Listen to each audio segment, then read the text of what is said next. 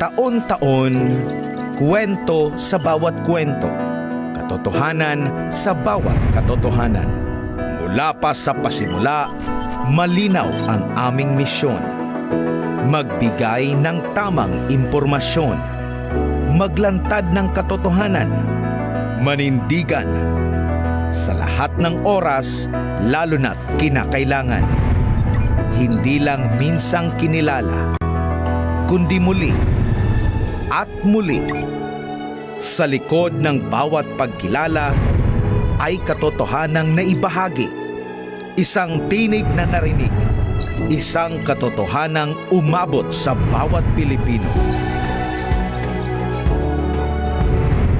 Sa kabila ng nagbabagong panahon, sa kabila ng mga pagsubok, nananatili ang aming paninindigan. Ang pundasyon namin ay katotohanan. Ang lakas namin ay tiwala ng mamamayang Pilipino sa loob at labas ng bansa. Maraming salamat po. SMNI, para sa Diyos at sa Pilipinas nating mahal.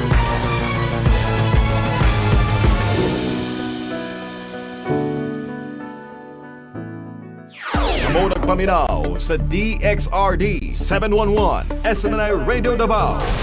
Kapartner mo sa balita o serbisyo. Marami ka bang katanungan tungkol sa iba't ibang uri ng sakit? Nais mo bang maiwasan ang pagkakaroon ng mga ito? At kung ikaw man ay nakararanas ng anumang sintomas, mas mainam na agad magpakonsulta sa mga doktor upang hindi na ito lumala pa. Kaya naman, narito ang programang SWAP para sa inyong kalusugan. Ito ang Health Hour, kung saan mapapakinggan ng live sina Dr. Rafael Victor Villanueva, Internal Medicine, at Dr. Christian Joy Villanueva, Pediatrician. Mapapakinggan tuwing Sabado, alas 3 hanggang alas 4 ng hapon. At mapapanood ng live sa pamamagitan ng DXRD 711 at DXRD SMNI Davao Media Platforms.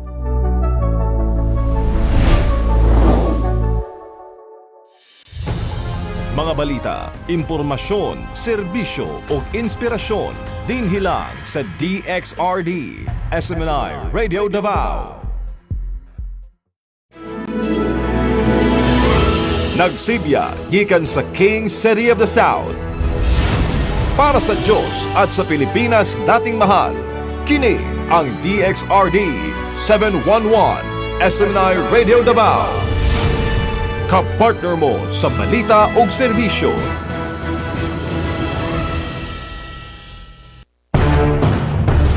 Tulumanon nga magpahayag sa alternatibong impormasyon, komentaryo o argumento.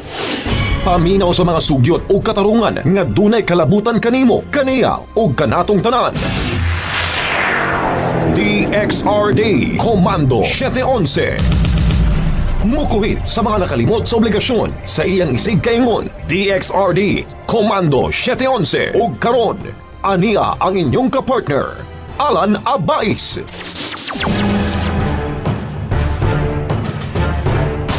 Kapartner Alan Abais. Alan Abais live sa Komando 711. Komando 711.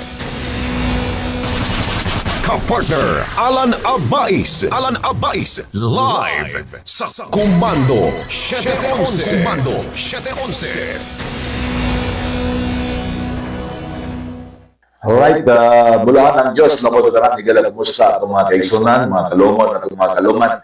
Pareta sa ito ang pag-lawig karon ni ato ang Komando 711. Good morning, good morning, good morning, and welcome sa ato ang tanan. Kumusta itong mga kalumon dito sa Davao Oriental, Occidental, Del Norte, Del Sur, o ingon man diya sa kining Jose Abad Santos, no? Diya sa may Sarangani Province, mga kalumon nato. Kumusta nga ito ang mga nalinugan in town, kagahapong adlaw, kita diri sa Daban sa Davao. Kumusta nga ito ang 182 sa mga kabaranggayan. Usa ka panginaot nga we are in good hands, dili sa Metro Bank, but into the hands of our Lord, into the hands of our God. No? And Bless Almighty Father sa ato pod nga panaglawig karon. Dagantag mga pipila ka mga isgutan, mga panghitabo nga ato ang kini nga pagasawhan, no?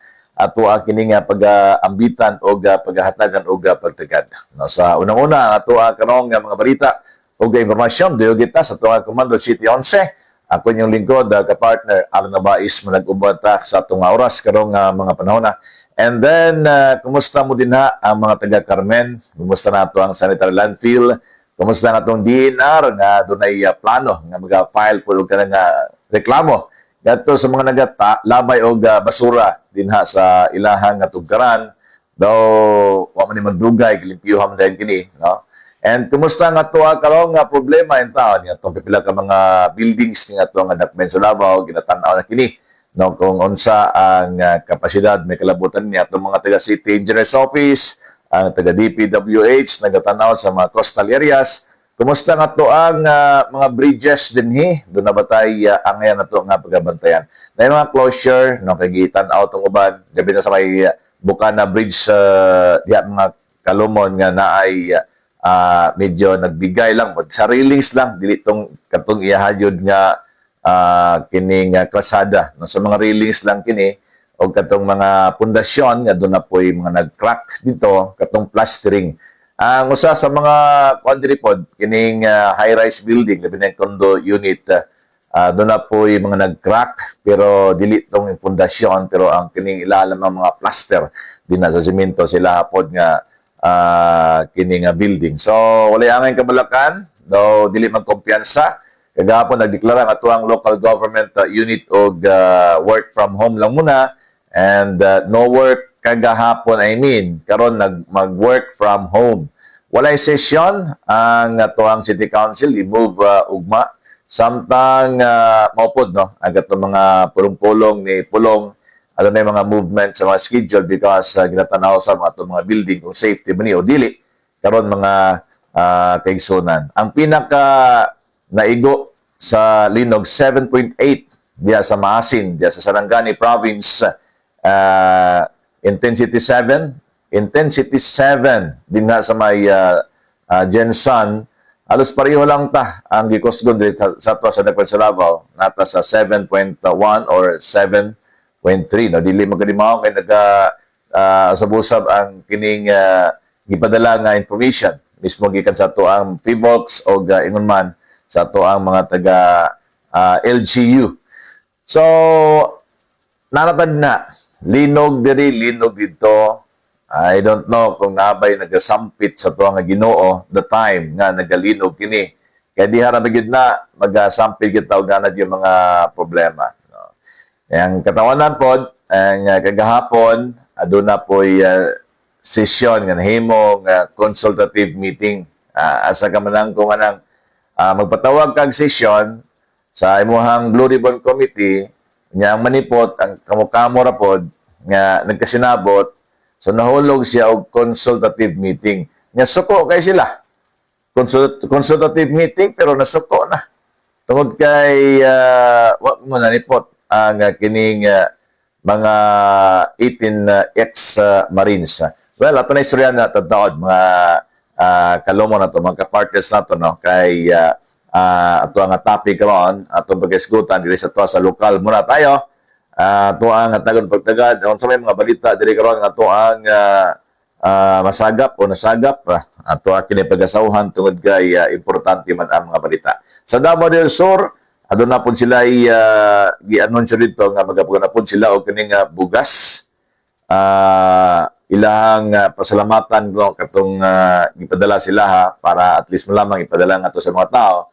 Pero dili malikayan din na. Grabe naman pud ang kwan diha. Kana ganing tawag ganing pamulitika diha no. Sa mga kagases ato lamang kining hulaton kung magkasinabot tabud ba kaha ni sila pero murag malabo na kay puro positioning and power tripping ang nahitabo pod dina sa Davao del Sur.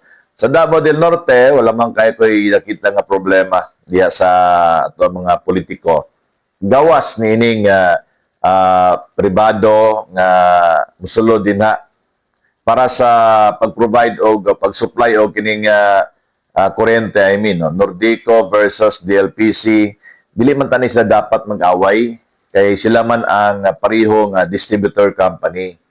Karon kay kung mag-away sila, it only tells nga grabe ang interest sa matag kampo and kinsang mas naay interest karon kung ugaling sila mamugos diya sa pagpahawa diretso sa Nordico nga wa pay maayo nga transition unya unsaon na lang ng ilahan mga asset diha no diya sa mga tao kuno matod pa mga konsumante karon ang kunon kini pribado so mo ni gikalalis-alisan diha mga kapartners nato diri sa dakwan sa Davao basura no basura ang ato ang ginalalis-alisan diri so anyway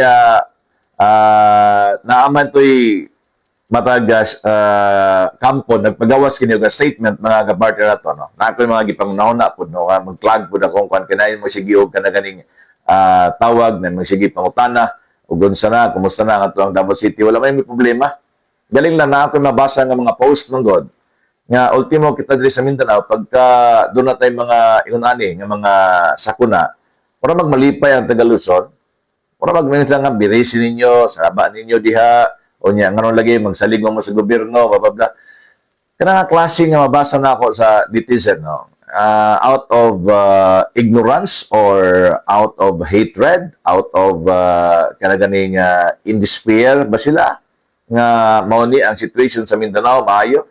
Kami diri sa Mindanao sa Linposa na lang gani mi sa sharing na to dako tag-sharing diya sa Luzon. So pag naay mga panghitabo nga sama aning mga act by the hands of God no isa man mi kang kinsan gobyerno man ta karon under nga mo ingon mo o ngano mangayo mamog tabang diha kay bangag kana nga klase nga ano is nagpasabot lang na sa iyahang pagka-ignorante nga naman normal lang gyud bisa pag di ta mangayo ang government mo tabang tungod kay ana na siya siyang mandatos niya ang motrabaho. Mandatos niya motabang. Dili kay mandatos niya ang pag-identify o kinsa ayang tabangan kay kini iyang kauban. Kini iyang supporter. So, murabag ka ng mensahe na ninyo nga moingon mo og kana ganing wag niyo nang tulungan yan kasi antay yan antay. Wag niyo tulungan. Bakit kayo naghihingi ng tulong? Hindi naman kami naghihingi. Kusa kayong tumulong sa amin dito kasi trabaho nyo yan. Kahit hindi na kami maghiling pa, no? Hindi na kami maghingi pa. Trabaho nyo yan at saka kayo nilagay dyan para sa mga bagay na kagaya nito. Isa lang ito sa mga dapat ninyong pagtutunan ng pansin. But anyway, local muna tayo. Ang basura. Ang basura nato din karong simanahan ko namatod pa, doon ay pamahayag magod ang DNR nga tawag aning ilaha pa kunong istudyuhan ang giingon nila mga safety nets o mga measures nga ilahang gi-require sa ito nga city. Wow, hiktik kay sila. Kusog kay sila diha mga kaigsoon na ito. Giingon o kanaganing tanawon yun para at least makita na ito diya nga doon na trabaho yun nila So, well, gihimo naman sigon sa statement ni Bastia, ginawa na nila lahat. Yung 10 number of days na ibinigay, hindi nga maabot ng 10 days tinapos na nila na di ba? So they do it over time. They did it over time. So nahitabo, wala may imik ang DENR. Ni 8 man lang na o sige, pwede na kayo maglabay. Instead, nag-suggest na noon kini nga dito maglabay sa Del Sur. Dito maglabay sa kini nga Del Norte. And it takes how many days? It takes months pa gani or days. Kaya dili man ta moingon og ugma dayon kay nagsulti na ang dinar, ugma dayon madto na ta mosulod ta ngadto sa Del Sur. Tanawa ang travel time Ang ato mga truck dinhi ingon ani ni siya ang capacity every day nagakuha tag 750 tons of basura, Davao City alone. Karon kining 750 tons every day, ilabay ni mo ni sa Dilsor, musugot ka sila. Ha? And mo patay assurance yung hantod kanon sa ni. Ilabay ni mo ni sa Del Norte, musugot ka sila. May lang kung tao ka na ganing at aginod na ning ato ang tawag ganing waste energy, no? Waste energy. Ambot nganong wala man na nila gi kurso, kaya lagi gusto nila nga mogasto ta, pero through by the PPP, kining private-public partnership. And then we studied na dito sa kining lagyong lugar sa kining outside na sa ASEAN country, no? ASEAN, Association of Southeast Asian Nation. So outside po sa Asian country, no? Dito na nagtuon nga to ang mga konsehal, pagbalik diri walang-wala. Pila na lang ka change dia o pila na lang ka nag-ilis din na sa City Council, wala lagi ning waste to energy na to. Ano nga naman? Ambot og nganong bisla gusto ana nga maayo man ang tani kung ugaling magamit na to ang basura to energy. Ambot ngano kaya nga dili man gyud nila pwede ma-push through. And sa karon doon na daw ay mga nagtanaw na to ng mga Hapones. Pinagi ka sa JICA, guban pa. Arang-arang siguro kung inana. Dito siguro ta sa kini mga lugar na dunay waste to energy, no? Mangutanat na karon ha kung asa ni mga dapit nga kining mga basura gihimo nilang enerhiya. Asa ni nga mga nasod, nakoy lista diri asa nga mga nasod nga naggamit og waste to energy. Dugay-dugay na gani dapat dito ta magtuon. Mga basura nila ilaha kini nga gipahimuslan. No? Gipahimuslan kita naginguntag nga proper waste segregation lang gikan sa household nato. Tanaw na to ni para at least malaman mo ni mo na malang gyapon na notice kin nato nga ang truck gani nga labay sila gani na magsagol, no? Ang waste to kan WTE ba, waste to energy dugan na nang gitun-an nato diri sa to sa Dagmay sa Davao. Daghan na mga nasod ang naggamit aning WTE ang tawag na, no? Kani mga technology nga kind of para sa energy. Himuon kini enerhiya ang kini nga basura. Magay tawag nag waste to energy. Himuon nga enerhiya ang basura, pinagi kini sa incineration. Kanang pag-incinerate kini nga gasification, gas ba? Gasification kini nga net translate term dia kat ako basa to Rubik anaerobic, no? Anaerobic, I'm not so familiar with it, no? Kini nga anaerobic nga parang digestion ba? Anaerobic digestion, maraga kung sa tiyan pa na gi-digest pag maayo, no? Uban pa nga mga kind o kini mga proseso para ma-turn out kini nga mahimo siya nga enerhiya. Ang pipila sa mga nanguna karon sa nasod o kini nga nasod nga naga-apply na aning WTE technology, number 1 diri ang Japan eh.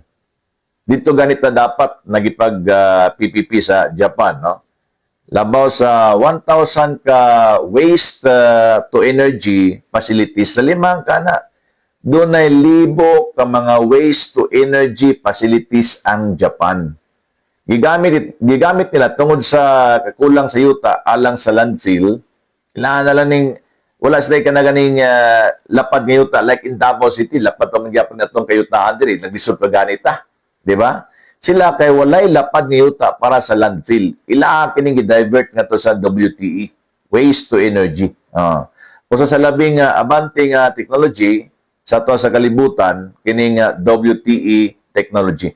Ang Sweden nasa listahan diri mga kalungon ng Sweden. Ang Sweden nag-convert sila sa dako nga bahin sa basura ngadto sa kuryente o district heating, district heating. So, buti pa sabot, na ay bugnaw siguro ang lugar tapos kini nga district ni dapat na ay atmosphere nga murag mainit sila. I don't know what is this district heating is all about. Ang ako lang din na hibalan nga kini lang basura kung namatod pa nga gi-divert nila ngadto sa kuryente. Mag-supply og kuryente pila ka megawatts ang ilahang nahimo tungod sa basura. So makadawat pa gani og basura gikan sa ubang mga nasod aron nga himuon lamang nila kining enerhiya kining Sweden nagpalit ni sila. Or gusto ni kung di man nagpalit welcome ang kining mga basura sa laing nasod. Dito katong sa Canada anong gilabay ni sa Pilipinas nga wa man tay WTE diri lipay ta kung naata ato'y energy na to. Gipabalik ni Digong dito sila. So, isa pa ning Denmark. Daghan na tayong mga nasod, no? Ang Denmark, nailahan sila sa ilahang modern WTE technology kay ilang mga planta, no? Nga adunay taas nga environmental standards ang Denmark. Ang ilang planta, taas kayo og kanang standard sa environment, no? Nga gi-transform nila ang kining basura ngadto sa enerhiya. Ang Copenhagen aduna siya ay sa record rin no sa Denmark ha. Denmark Copenhagen. Aduna ay ski slope no ski slope sa atop niini. No, ski slope or sky slope or how do we call that no? Na siya slope sa ilahang atop. So, buti pasabot, ang standard nila sila nga planta sa environmental standards, murag dili ni maadto nga to sa atmosphere ang kaning usok. Mao man ilang gilalisan no?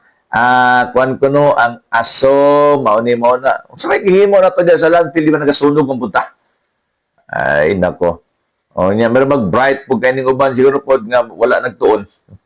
Kasagaran na ba sa wala nagtuon mo ipa-bright no?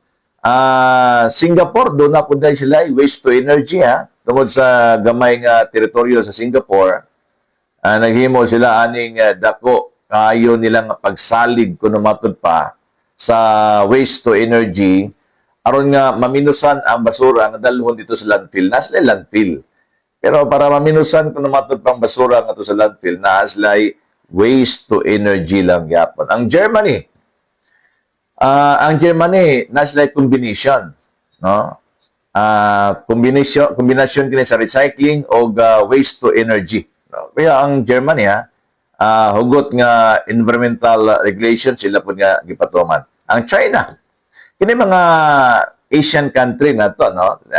Singapore, sa China, ang South Korea, naapod sila.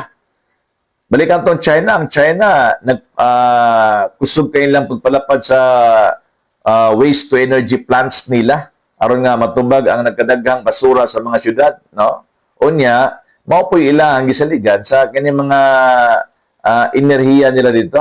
Nalibera to mga planta nga dagko dito, wala na magsalig og kana ganing diesel fuel, wala na nagsalig og kana ganing uban pa nga mga supply sa kuryente aside from basura.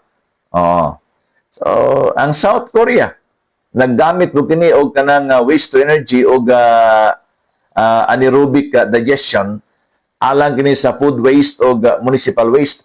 Apil pod ang mga food waste diri Apil pod ang municipal waste diri ang South Korea. Ang US doon na pod no sa mga kuha na to, Middle East no. Not Middle East, ato ang western countries no. Adunay daghan ang mga pasilidad sa waste to energy diya sa Amerika. Ilabi na sa mga estado nga limitado gyud ang landfill space nila. Pitindaghanan nila WTE facilities ito. So mga bintaha sa waste to energy unsa man. Makapaminos kini sa ginaghanon sa basura nga ilabay sa landfill unta no. Makaproduce kini og kuryente og init. Magkapaminos sa methane emissions gikan sa landfill tanawara.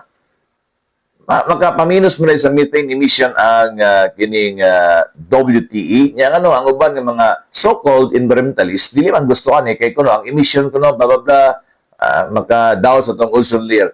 And why is it nga ang kining mga advanced country nagahimo ana kita hinon nga nata sa nagilaid nga country di na ta makahimo. Nya kita hinoy mutuman ana sa pag mahimot nagkalit og pagka-environmentalist nako. Anyway, daghan pa ta gustong isgutan about waste to energy, daghan pa mga samples diri karon no. Ang ato lamang din is mag-advance na ta. Kita lesson na nato kitang mga taga Davao City kay moabot man gyud ni. Karon na hitabuan na landslide kung gi-convert pa na nga to sa WTE ng ato ang landfill din na di kuan na ta kana kaning may na ang ato ang dagan karon diri sa baraton tatong kuryente, barato atong kuryente dapat no kay funded and supported by the local government unit. Anyway, mubalik ta man lamang sa mga pipila ka mga reminders ng master control. Sa atin pong pagbabalik ay pag-usapan po natin yung kasikas na naman sa Senado anong nangyari kahapon at may mga statement na binitawan yung mga BRC members doon, Blue Ribbon Committee, Tulfo Edition, BRC hearing, Tulfo Edition, kasi may BRC hearing, Cayetano and Marcolita Edition. Balik tayo man lamang sa mga reminders to Master Control, standby. Mga balita, impormasyon, serbisyo o inspirasyon dinhi lang sa DXRD, SMNI Radio Davao. Taon-taon, kwento sa bawat kwento, katotohanan sa bawat katotohanan. Mula pa sa pasimula, malinaw ang aming misyon.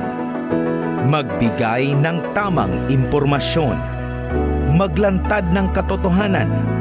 Manindigan. Sa lahat ng oras, lalo na't kinakailangan. Hindi lang minsang kinilala, kundi muli at muli. Sa likod ng bawat pagkilala ay katotohanang naibahagi. Isang tinig na narinig. Isang katotohanang umabot sa bawat Pilipino. Sa kabila ng nagbabagong panahon, sa kabila ng mga pagsubok, nananatili ang aming paninindigan. Ang pundasyon namin ay katotohanan. Ang lakas namin ay tiwala ng mamamayang Pilipino sa loob at labas ng bansa. Maraming salamat po. SMNI, para sa Diyos at sa Pilipinas nating mahal.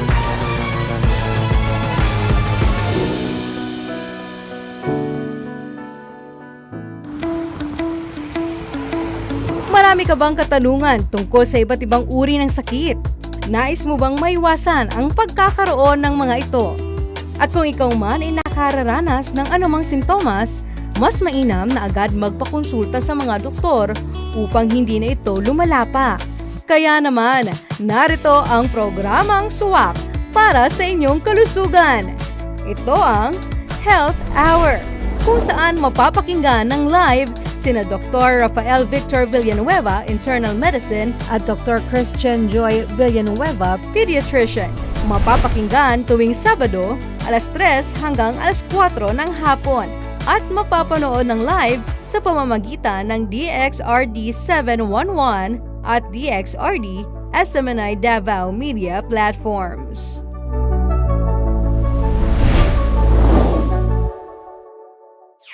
Kamo nagpaminaw sa DXRD 711 SMNI Radio Davao. Kapartner mo sa balita o serbisyo. Nagsibya gikan sa King City of the South. Para sa Diyos at sa Pilipinas dating mahal, kini ang DXRD 711 SMNI Radio Davao. Kapartner mo sa balita o serbisyo.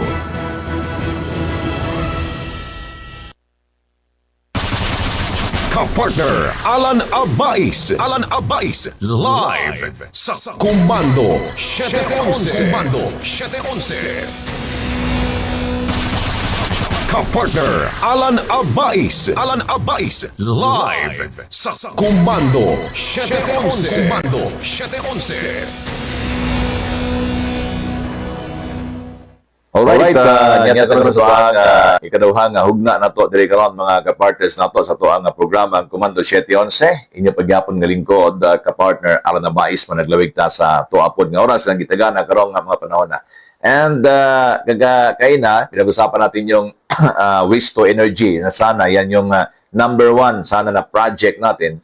Matagal na yan pinag-estudyuhan sa Davao City pero hanggang ngayon napopolitika at napopolitika pa rin. Kasi ayaw natin gumastos eh. Gusto natin noon na ang private ang gumasto, sila yung mag-enjoy. So, ang problema kasi dyan, pupuliktahin niya ng private doon sa kung sino yung pagsusuplayan nila ng kanilang mga enerhiya. Lalo na yung mga planta dito sa atin sa Davao City, ang dami na po natin. Yung mga condos, dapat sana, doon na focus yung pag-supply ng kuryente sa mga condos. But dito tayo sa mainit din na balita sa Senado. Kumusta na nga ba kahapon? Ano nangyari, Tulfo? May kinukwilyuhan ka na ba? Ha? Anong nangyari, Risa Ontiveros? Meron ka na namang pinapatutsadahan dyan kasi Risa na tayo? Ha? Anong nangyari sa mga hearing nyo? Pinipilit nyo na i-cover up yung mga sitwasyon na tinuturo kayo ng 18 ex-Marines. Ano ang papel ng NBI dyan? Bakit nyo inimbita? Kasi may mga discredit siya, pang-discredit weapon siya against doon sa mga so-called na mga witnesses. Sana kapag inimbitahan ni Ping Lacson, nung nagkaroon ng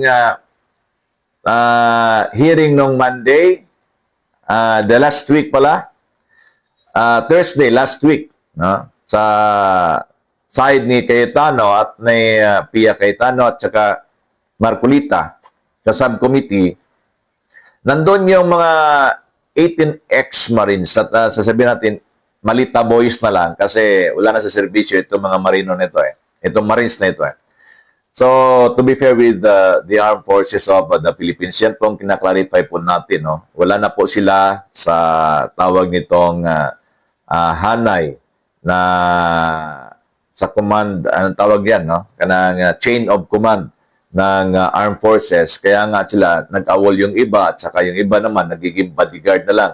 Itong bodyguard naman sa isang politiko, ang iba dyan ay enlisted personnel pa. So, the EFP provided the body dyan sa mga high-end na mga politiko. Dito sa Pilipinas, may high-end na mga politiko na binabantayan po ng ating armed forces. Nagpapadala sila. Ewan ko kung ano yung batas natin dyan at saka ano yung magiging meron dyan para sa ating armed forces kapag nagpapadala sila ng kanila pong mga hanay. Pagka nagka-problema yung taong yan, automatic discharge yan. Automatic awol yan. Automatic discharge na yan. No? So, sasabihin nila ngayon, discharge na yan, matagal na. Awol yan, matagal na. Yan yung, para hindi mapinturahan ng itim yung ating armed forces. Totoo naman talaga pagka ikaw ay nagbadi-badi ng mga politiko, doon ka na tumanggap ng sweldo mo, wala ka na doon sa chain of command, talagang discharge ka na. Or hindi ka nagpapaalam kasi meron na palang bagong trabaho, taga-deliver ka na ng maliit na ngayon, multi-million of pesos. So, di nyo nga sinasabi siguro na kahit isang bundle lang na nakuha nyo doon, hindi na yun mabilang. Hindi na yun mabilang. So, every time mag-deliver kayo, pero may taga-bantay Kaya nga, ang nagustuhan ko doon, kahapon kasi, nag-hearing sila. Ewan ko kung bakit nahulog na lang ngayon sa consultative meeting. Consultative meeting. And yan po ang ipinagtataka po talaga natin. So, anyway, kay consultative or committee hearing yon ng Tulfo edition ng tawag nitong BRC niya, Blue Ribbon Committee, nakikita naman ng taong bayan yung purpose nila doon to justify themselves. So, para no? Wala naman tayong nakita doon na talagang puro na lang sila, ako ang mabuti, kayo ang masama, bakit wala kayo dito? Marami yung mga nagtatanong, no? So, may may sagot diyan yung abogado na si Baligod ba 'yon? Si Attorney Baligod, no? Yung abogado ng ex-Marines. May sagot doon sa kanilang mga patotsada kahapon. Sabi nila, kung totoo na gusto nyo ng solusyon sa flood control project, bakit ayaw nyong dumalo dito sa tunay na Blue Ribbon Committee hearing? Talaga namang galit na galit si Tulfo na nagsalita. Kung totoo man, si Erwin Tulfo yun pero nakakatuwa dito, yung tao na nananawagan na halika at saka pakinggan namin kayo, kasali doon sa listahan. Wala na ang delikadisa itong ating bayan. Ako kapag nasali ang pangalan ko dyan, mag-discharge na ako sa aking position dyan, no? Patungkol dyan, no? Hindi naman ako, kung hindi ako alis bilang isang Blue Ribbon Committee Chair, pero kasali yung pangalan ko dyan, I will appoint somebody sa ganitong hearing nito para mawala yung biases. Ako ngayon yung subject nyo, tapos ako yung mag-iimbestiga sa inyo. Paano na? Alam ko naman na pilitin ko na idiin yung sarili ko. Sino bang mabuting tao na gagawin niya sa sarili niya, basta Bisaya pang madaot ang iyang gagaling, no? So, may sagot dito si Attorney Baligod, mga kapartners, Sabi niya dito, minsan nga si Robin Padilla nagpapakita siya na wala dito sa opisina ko ang 18 Marines. Kasi may pinapakalat na litrato kasi, no? Na minsan napagawi sa opisina yung 18 Marines na sa office ni Robin Padilla. Yun yung picture noon sa kasagsagan na ang itong mga Marines na ito, bago pa man nag-hearing doon sa Senado, sa kay Marcolita, dumaan muna sila, nagpapapicture doon sa opisina ni Robin Padilla. Pero nung sa kay Tulfo edition hindi napagawi doon sa kwarto, no, ni Robin Padilla, sa office ni Robin Padilla, yung mga grupo nila ni Baligod at saka yung mga Malita Boys, no, wala doon. Kaso yung mga trolls, yung mga Nutriban, yung Nutriban, tingnan mo, sa sa militante yan. Marami na sila ngayon ginagawa ng mga website at saka doon na yun na yung way of information nila. Pero sila lang yung nag-manage yan no? Identify yan yung Davao Today, no? Sa kanila yan. Meron ding Metro Manila Today, sa kanila yan, no? Lahat ng mga lining, at ako pinagtataka, nagiging social media creator na sila ngayon, at saka sinasabi, self-confessed na mga journalist na yung mga pinapa-immersion nila, yun yung nila, pambala nila dun sa korte. Ito na, recognize namin na journalist to namin dito, blah, blah, blah. So, hindi yan, alam natin, yung mga rason nila, balik-balik na lang yan. Iwan ko, bakit tinatanggap rin ng korte at saka sa ibang mga colleagues na dyan sa Kongreso na pabalik-balik na lang yung kanilang mga, memorize na nga nila yung mga sagot kapag naipit tayo dito, alam natin kung ano ang isasagot natin. Ito yung mga unification ng sagot natin. Ganun tayo. So kahapon, balikan natin kahapon, natuloy talaga yung Blue Ribbon Committee hearing. Ewan ko, bakit sa kalagitnaan, napapansin na consultative meeting na lang. Paano yan? Gumagather kayo ng ebidensya dyan, tapos kinukonsulta nyo yung NBI. Siyempre, si NBI ngayon, sasabihin niya, meron akong witness. Ito ay galing doon sa mga relatives ng mga 18 Marines. Hindi nga, natawa nga lang itong mga 18 Marines. Lumabas yung relatives sa kanila, sabi na binabayaran sila ng 5 million to expose. Ang liit ng na 5 million. Sa mga dinideliver nila na multi-million of pesos, mali-malita na pera, ang liit na lang, babayaran ka ng 5 million tapos sasabihin mo, ang nag-finance yan, si Defensor, ang nag-finance yan, sila si ganito-ganyan, no? Kasali pa si Baligod. Si Baligod na pro bono na nga lang yan, magpifinance pa. Pagkain siguro pwede pa, no? So, do dinedeny yun ng 18 Marines. Pero ito yung sagot ni Baligod, kasi sabi ni Risa Ontiveros, Risa na nga, no? Tayo sa 2028. Ang aga-aga mo pa, nag-declare, Risa, ikaw talaga, no? Pero anong sagot ni Baligod po sa inyo? Perwisyo, inabala nyo lang kami. Naginig kayo, basahin ko po ito, mahaba-haba ito. Mariing binatikos ni Atty. Livito Baligod ang mga pahayag ng ilang senador sa isinagawang consultative meeting ng kampo nila ni Senator Sherwin Gatchalian at Senator Erwin Tolfo nitong June 8. Matapos questionin ng mga ito ang hindi pagdalo ng grupong Brave 18 sa naturang pagtitipon. Sa isang social media post, iginiit ni Baligod na hindi umano kusang umiwas ang kanyang mga kliyente sa Senado. Ito yun, Ito ay observation ng mga netizen, binabasa ko lang po. Itong balita din sa tawag nitong social media. No? May mga ang balita ngayon, mayroong ganito, ganyan. No? Binabasa ko lang po. At saka, nabasa ko rin yung mismo sa post ni Atty. Baligod. So, sa isang social media post ni Baligod, doon iginiit niya, i-relay ko na lang, para mahaba ito kung basahin po natin. Iginiit ni Baligod na hindi umano sila umiwas. Wala naman kami umiwas. Ba't naman kami umiwas? Gusto nga namin na talagang ma-expose ito. Pero sisiguraduhin muna namin kung ano talaga yung pakay ng Tulfo Edition. Kasi napakapangit naman na kami mag-aakusa tapos yung chairman ng Committee on Blue Ribbon Committee yung subject. Di ba? Only in the Philippines yan. Nandyan si Lacson.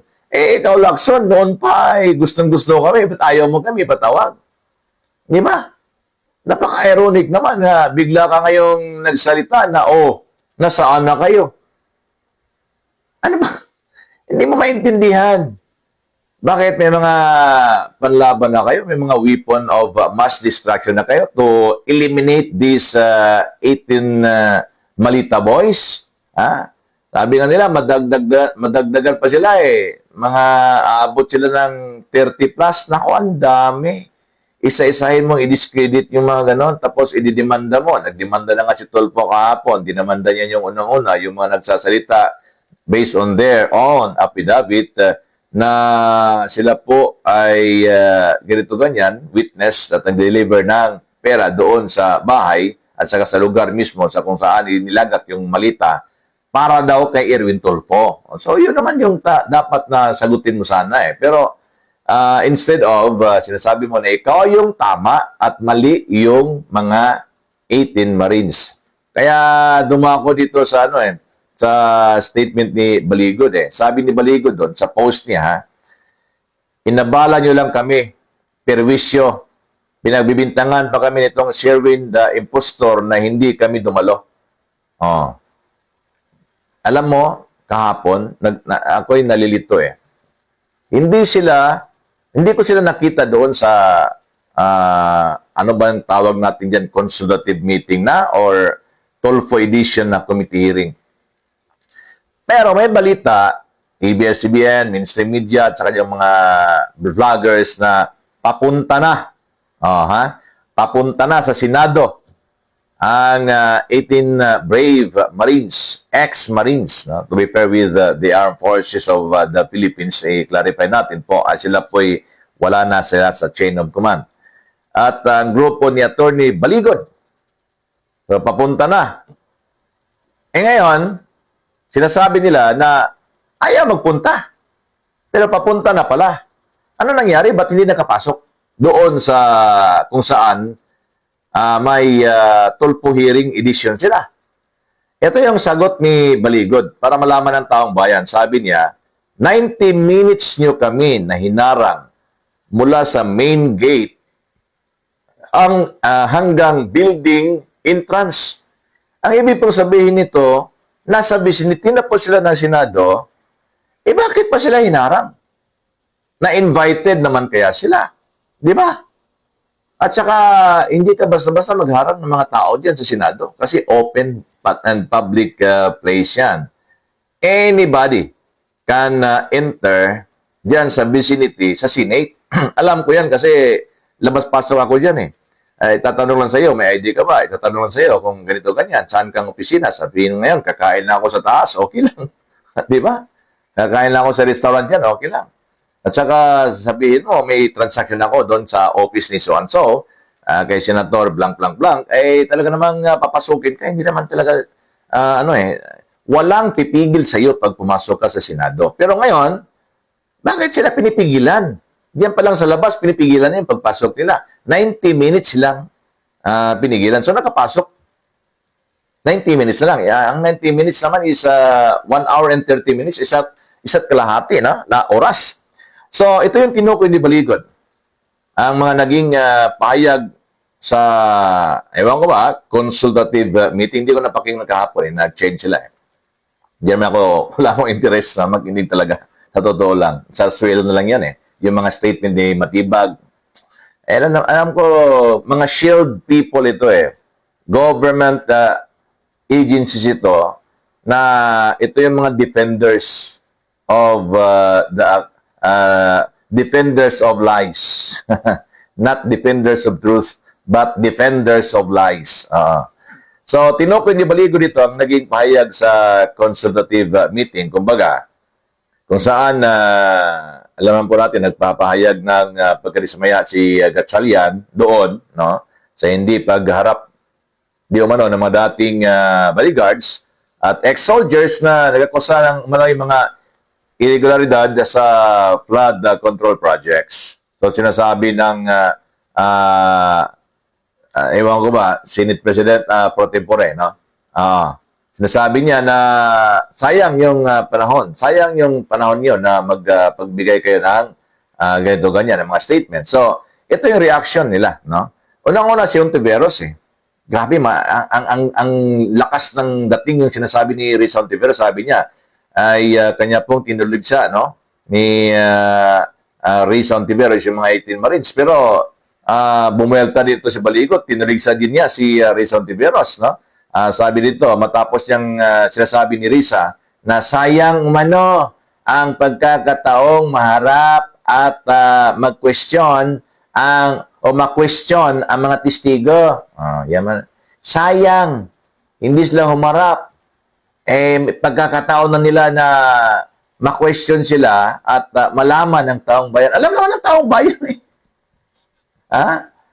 Alam na ng taong bayan kasi dumalo sila doon sa committee hearing na ayaw i-recognize, walang secretary, wala namang nagre-record, wala, no? Doon sa kay Marcolita Edition. Kahit na walang stenographer, meron pa rin tinatawag nila na evidence dahil nga more than 100,000 ang mga taong nanonood doon sa live. Lalo na doon sa kay Cayetano. Pero andun yung mga media importante doon, ang mga media lang naman mapapakinggan ng taong bayan yung mga sinasabi in accordance to their own affidavit na ito sana yung babasahin nila at hindi naman binigyan ng pansin ni Lacson kasi nga pala kasali pala yung name niya. Alam niya. So, anong sabi ni Baligo dito? Sa consultative meeting, sinabi ni Ontiveros, quote and quote, no, sabi niya, sa kahit anong investigasyon, dapat ebidensya ang mangingibabaw at hindi kwento lang. Nagsalita naman itong Riz Ontiveros na ito, kinukwento nga lang sa iyo ng mga so-called nire-rate ni Pastor. Wala nga kayong ebidensya, bakit nyo pinapakinggan yung mga taong iyon? Wala kayong ebidensya Katulad lang kayo ni Laila de Lima, no? What comes out into my mouth, that is facts already. That is considered as fact, no? Already facts already.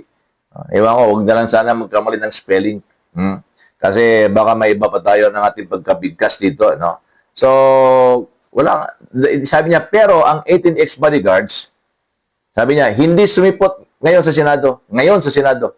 Oportunidad sana ito na malaman kung ano ba talaga ang totoo. Sabi niya, sayang. Pero kay Baligod, anong sagot ni Baligod? Hindi umano naririnig ni Ontiveros na nauwi na lang sa meeting ang kanilang hearing. Nakakatawa ka naman, Ontiveros eh. No? Buti sa'yo, wala na tayong oras ha, Ontiveros ha. Nagpapatawa ka. Bukas, ipagpatuloy po natin itong nakakatawa na statement po nila. No? Bigla ka nakakalimot, sabi ni Baligod ha. Di ba, consultative meeting na lang? Hindi na BRC hearing? Bakit kayo atat-natat nagpunta yung mga dyan? Tapos sabihin nyo, sayang. Ilang mo diya? No? Mo naghihimo ni mo kang Pastor Apollo Kibuloy. Nakikinig ka lang sa mga heresies. Ngayon, sasabihin mo, heresies itong mga sila na mismo ang nag-deliver, heresy pa rin. Tapos di ko kunanin mo ang kalimutaw ka ng pordibleng tayaon. Anyway, wala tayo oras. Wala tayo oras. Doon na oras sa pandinato. Doon na panaharapan ni Maggie ko. At ang sparring partner sa Master Control, Nelson Salada and Hiner Dizon. Good morning. And Agnes Almirol, ang atuang Station Manager, President CEO, Marlon Rosete. Ako po inyong lingkod ka partner na Vice. I'm nasabing, dalay ko ng Diyos, God bless and good morning na tutanan. Kapartner Alan Abais live sa Komando 711. Komando 711. Human sa pipila ka gutlo nga pagkomando sa alternatibong impormasyon, komentaryo o argumento nang hinaot ang Sunshine Radio. Kaming mga komandos nga naghatag kami kanimo o katagbawan. DXRD Komando 711.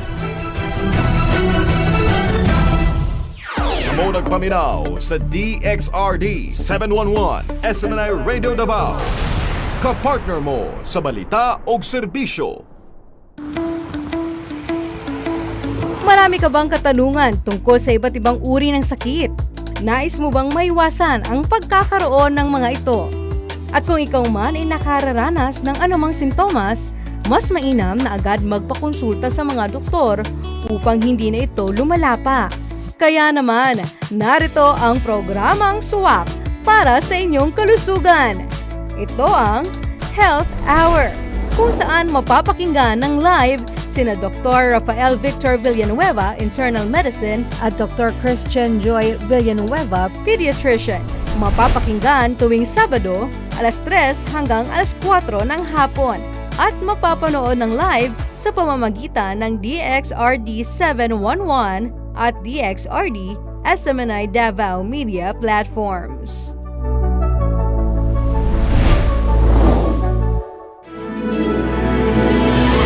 Nagsibya gikan sa King City of the South. Para sa Diyos at sa Pilipinas dating mahal, kini ang DXRD 711 SMNI Radio Davao. Kapartner mo sa balita o serbisyo.